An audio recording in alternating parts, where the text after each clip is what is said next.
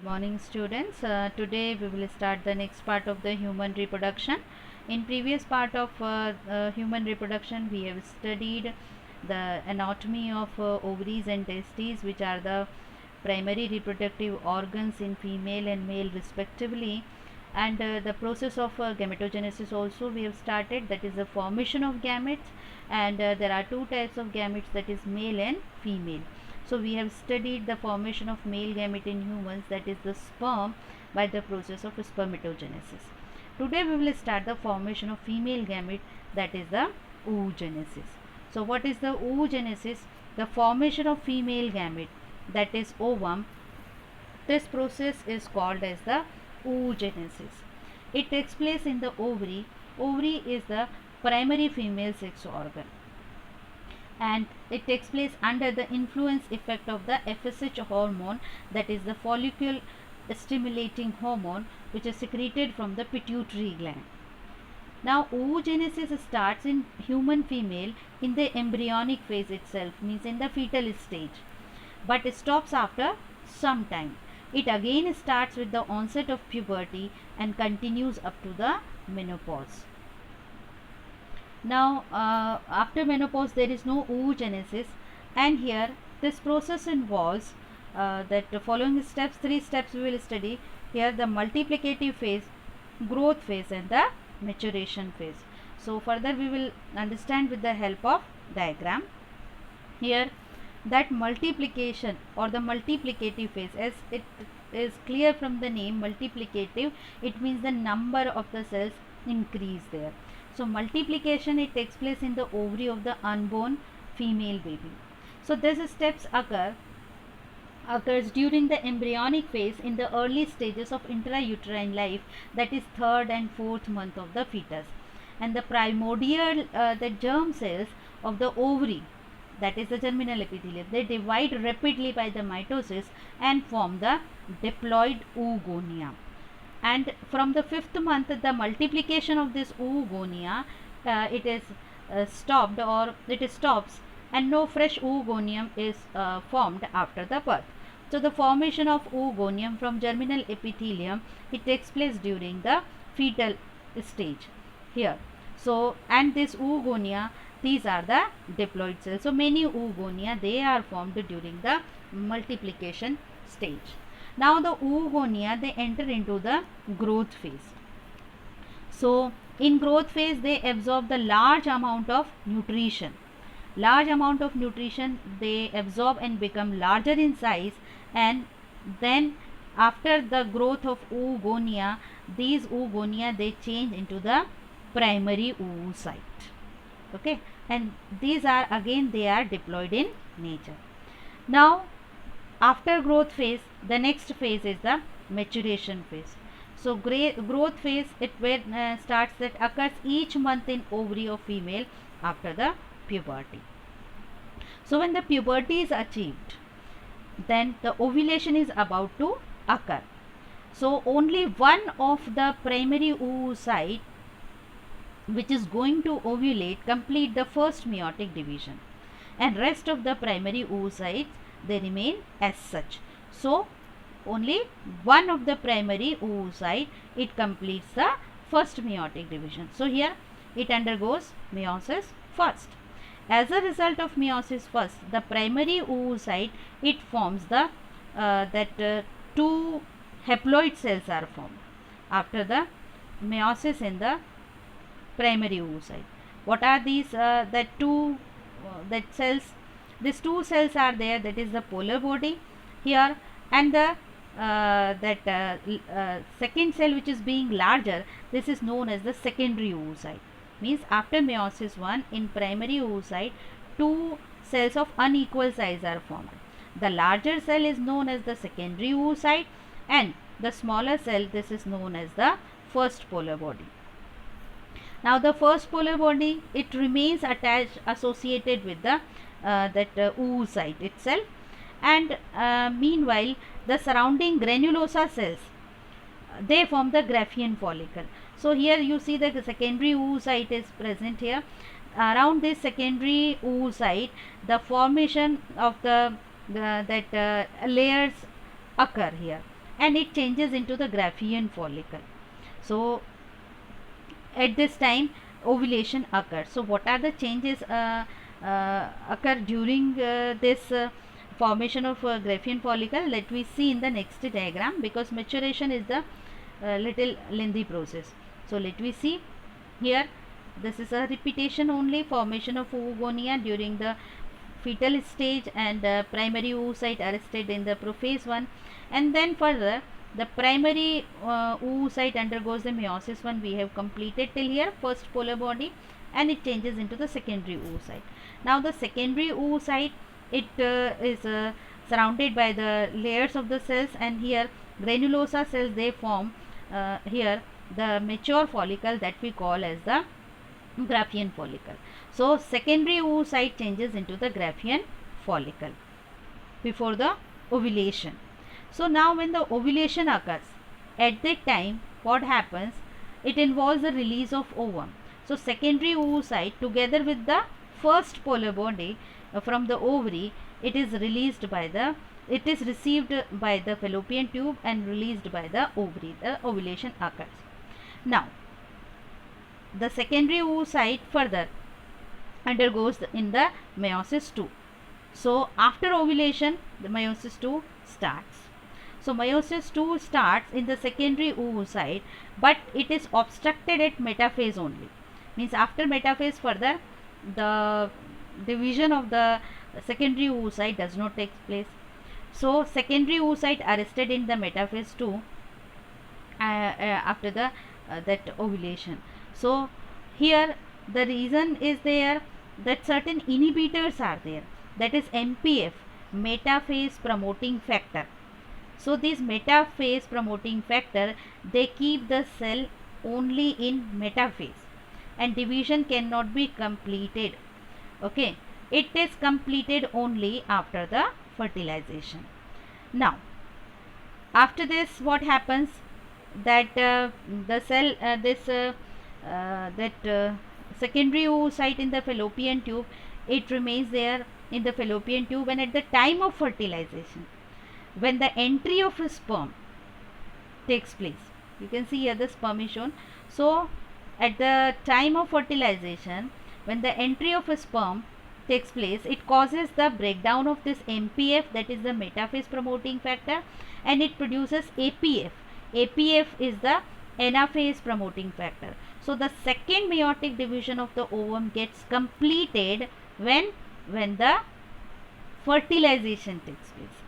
So resulting in the formation of a large egg cell. So second meiotic division completed at the time of fertilization, and it forms a large cell there. The large egg cell, and one more polar body is formed here, that is the secondary polar body. Okay, this degenerates. In this way, maturation phase of the oogenesis is very long and highly variable. And here Graafian follicle, after releasing the egg, it changes into the corpus luteum. So this is the process of oogenesis. Now we will study the structure of the ovum at the time of fertilization. As I discussed, the ovum that is shed from the ovary is not fully mature. It is in fact a secondary oocyte which is undergoing the second meiotic division to form the mature ovum. Now at this stage, the ovum has the structure. It is surrounded by the layer zona pellucida. So here we will see the structure of the ovum. Here the layer present in that outer layer present in the ovum, that is the zona pellucida, and it is made up of mucopolysaccharide. This zona pellucida layer, you can see, this is made up of the mucopolysaccharide. Then some granulosa cells, these are all the granulosa cells, these are also visible here. So they can be sticking to the outside of the zona pellucida, and these cells, they form the corona radiata. So cells of the zona pellucida, this granulosa, they form the corona radiata. Now no nucleus is seen here because the nuclear membrane has been dissolved for the second meiotic division, but a spindle apparatus is seen in the middle. So let me see further that how this spindle appears here. So here that spindle apparatus is seen in the secondary oocyte, or that we call as the ovum also, and cell membrane of the ovum is known as the vitelline membrane. So this membrane of the ovum, this is the vitelline membrane. I will show you here the vitelline membrane, where it is here, that this is the zona pellucida, you can see here, and this is the layer of the ovum, that is the vitelline membrane. And between this vitelline membrane and the zona pellucida there is a distinct space. This space is known as the perivitelline space, and in this perivitelline space lies the first polar body, which separates from the ovum during the first meiotic division. So where is this polar body? You can see the polar body, first polar body, is lying in the perivitelline space. Now ovum is a very large cell and measures more than 100 micrometer in diameter. In contrast, most other cells of the body measures less than 10 micrometers. Then one more, that is special feature, that human ovum is alacithal. Alacithal means it does not contain any yolk, and human ovum is non-cleidoic also. Non-cleidoic, C-L-E-I-D-O-I-C. Non-cleidoic means what is there? It does not contain an outer hard covering or shell. As you have seen that in the that eggs of bird, they have yolk also, so they are lacithal eggs, and they have outer hard covering also. So understood, children? Now there are two that poles of the ovum. The area of the ovum from where the polar body is extruded is called the animal pole, and this pole receives the sperm during the fertilization. So the poles are created in the ovum. That area in the ovum from where the polar body goes out, extruded, this forms the animal pole, and this pole receives the sperm during the fertilization. And the area opposite to the animal pole, that is known as the vegetal pole. So students, this is the structure of the secondary oocyte. So practice this diagram. As I explained you the diagram of a sperm, that is the male gamete, and this is the diagram of the female gamete. So human ovum and its diagram, well labeled diagram, you have to study. Now we'll study the hormonal regulation of oogenesis. So GnRH hormones, that is the gonadotropic hormones, they are secreted from the hypothalamus of the pituitary gland, and they regulate the entire process of ovum maturation and ovulation. So they regulate the secretion of FSH and LH. FSH again follicle stimulating hormone, LH that is luteinizing hormone, which further regulate the entire process of ovum maturation and regulation. Now how does it take place? So let me see that FSH, follicle stimulating hormone, it stimulates mitosis in the granulosa cells and helps in the formation of theca interna layer of the Graafian follicle. Theca interna, theca externa, if you remember, these are the layers of the Graafian follicle. So FSH stimulates the granulosa cells there to occur in the mitosis, and further it forms the theca interna layer of the Graafian follicle. Now it also stimulates the theca interna cells to produce the estrogen. So Graafian follicle, it produces the estrogens. FSH also promotes the maturation of the primary oocyte. So primary oocyte undergoes the first meiotic division, and then it forms the secondary oocyte. Then the LH, luteinizing hormone, it secretes responsible to secrete the androgenic hormones, and these androgenic hormones again, they are secreted from the theca cells, and these androgenic hormones, they are the precursors to form the estrogen hormone. And LH also stimulates the process of ovulation. So luteinizing hormone is needed to stimulate the process of ovulation, that is the release of egg from the ovary. Now we'll differentiate between the spermatogenesis and oogenesis. So some differences I am showing you here, some more you can study from your book also. So spermatogenesis, that location takes place in the testes, and oogenesis takes place in the ovaries. Meiotic division, here the equal division of the cells takes place, and here unequal division of the cells takes place, because unequal division of the cytoplasm. Why? Because one, that larger cell is formed, and another, that is smaller one, that is polar body. Germline epithelium is involved in the gamete production. Here it is not involved in the gamete production. Gametes are produced here, 4 gametes, you know, that one spermatogonia forms the further the 4 sperms. Here only the one egg cell is formed, remaining 2 to 3 polar bodies, they degenerate. Size of the gametes, sperms smaller than the spermatocytes. Here ova, they are the larger than the oocyte. Then the duration, it is uninterrupted process. Spermatogenesis taking place without interruption, but the oogenesis, it is in the arrested stage, that we have studied in the fetal stage, then the puberty and all that. Then onset, when it starts, it begins at the time of puberty only, spermatogenesis, but oogenesis begins or starts in the fetus, there, that is the prenatal stage. And that release, it is continuous process, and this process oogenesis is taking place further, that from the puberty only, that is the menstrual cycle. And that is spermatogenesis, it is lifelong, but reduces with the age, and it terminates with the menopause. So these are some differences, some more you can study from the book. Now we will start next the menstrual cycle. Menstrual cycle or the ovarian cycle we'll study here. So monthly, the discharge of the blood and cell debris through the vagina, this is called the menstruation, and the bleeding occurs for 4 to 5 days. This period is called the menstrual period. So we'll study all the steps in the menstrual cycle here. So this onset of menstruation, this is known as the menarche, and it occurs usually at the age of 10 to 14 years in the human females.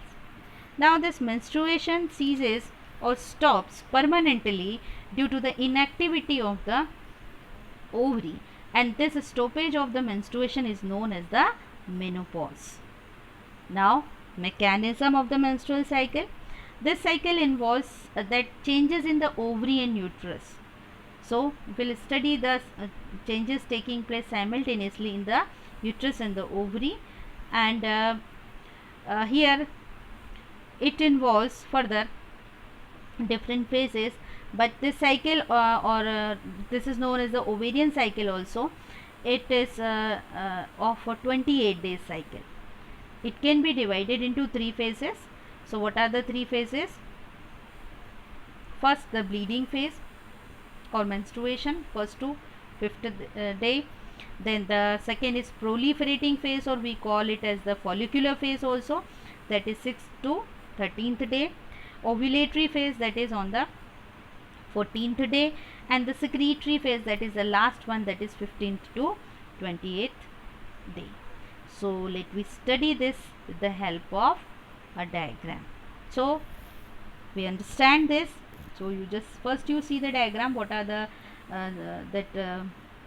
steps shown here. First menstruation, second follicular phase, here the luteal phase, and here the next cycle present. Luteal means the secretory phase is there, and here you will see the changes taking place. So these are all the ovarian events.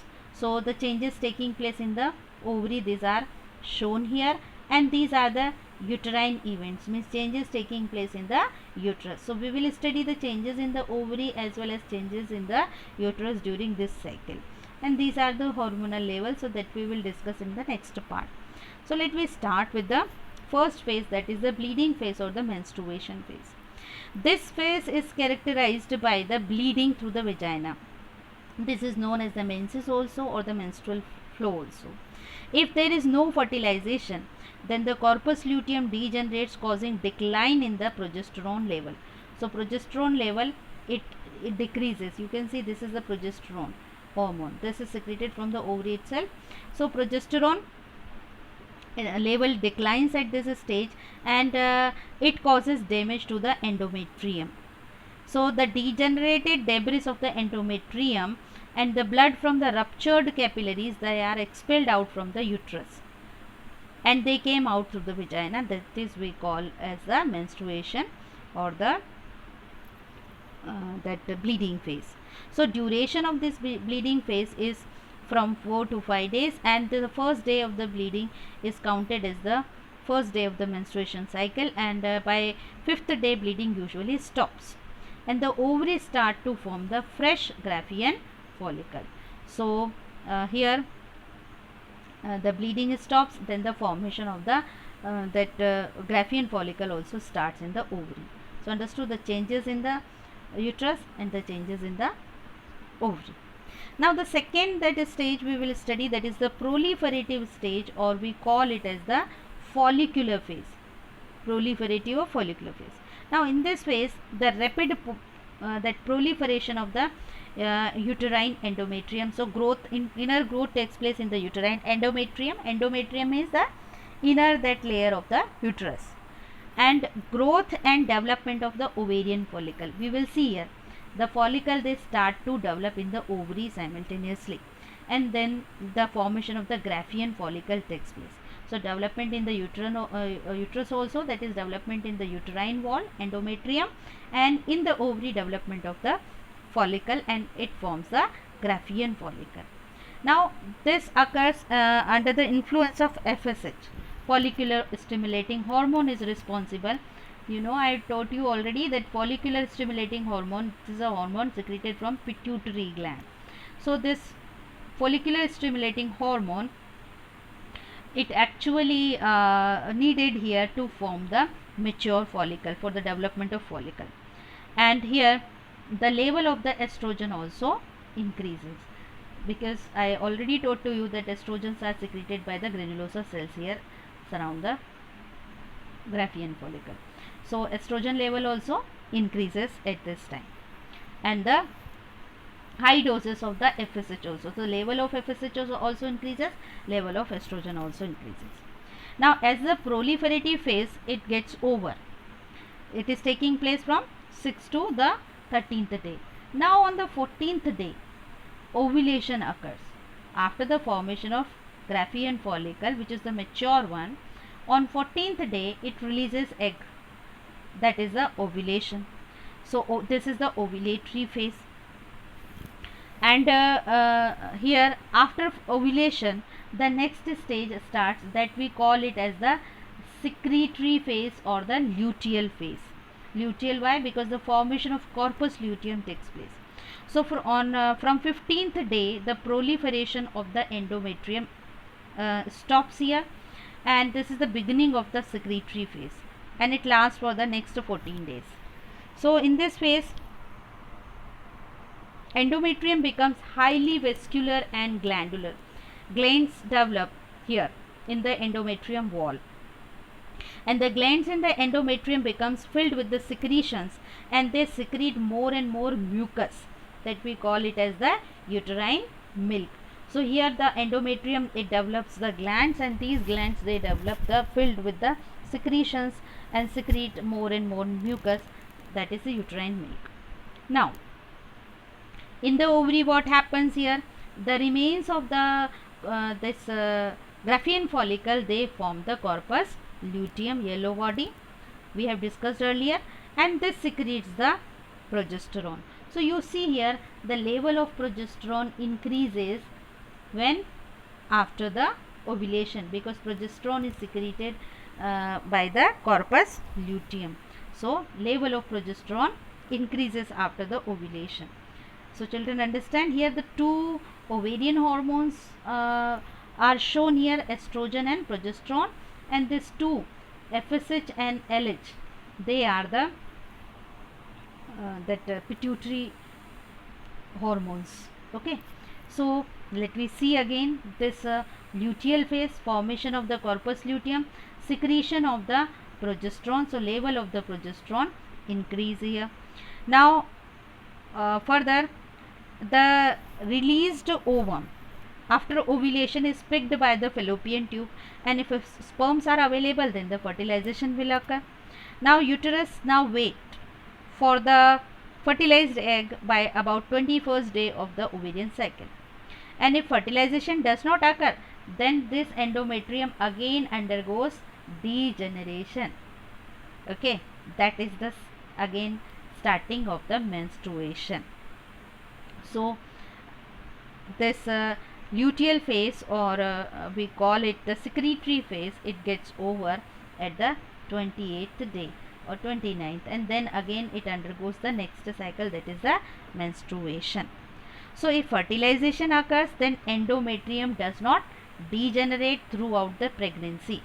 Therefore during pregnancy there is no menstruation, and when the pregnancy is completed after the birth of the baby, or if it is the prematurely terminated abortion, the menstruation starts again after 3 to 4 months. So understood, children? This is the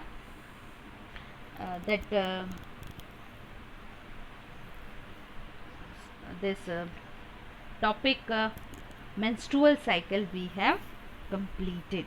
Now next that point we are going to study the hormonal control. That maximum I have explained you here. Some more that points we will study here. The hormonal control of ovulation here. In the at the time of ovulation, the ripening of the egg and the its release from the ovary is controlled by the important hormones from the pituitary gland. As I said you, that follicle stimulating hormone and luteinizing hormone, they are secreted from the pituitary gland. So these hormones are needed for the formation of the follicles.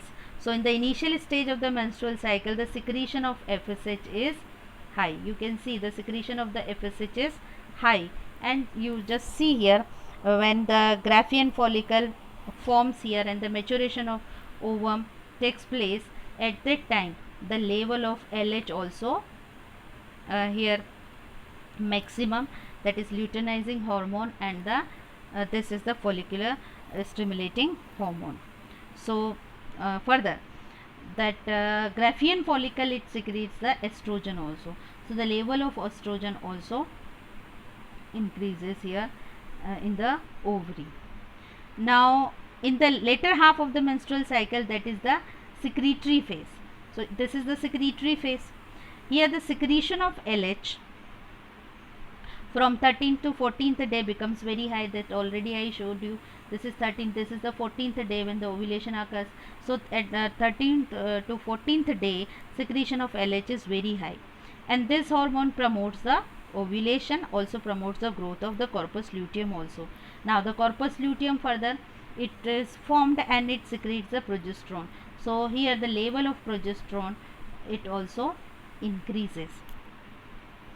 So these are all the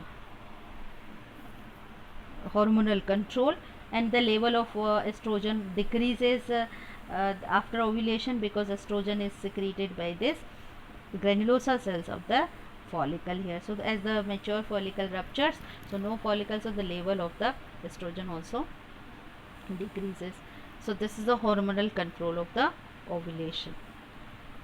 Now we'll see some of the key terms. Oogenesis, primary oocyte, secondary oocyte, polar body, MPF and APF, alecithal, and corpus luteum, that yesterday if you have done, then no need to do it. So revise these terms.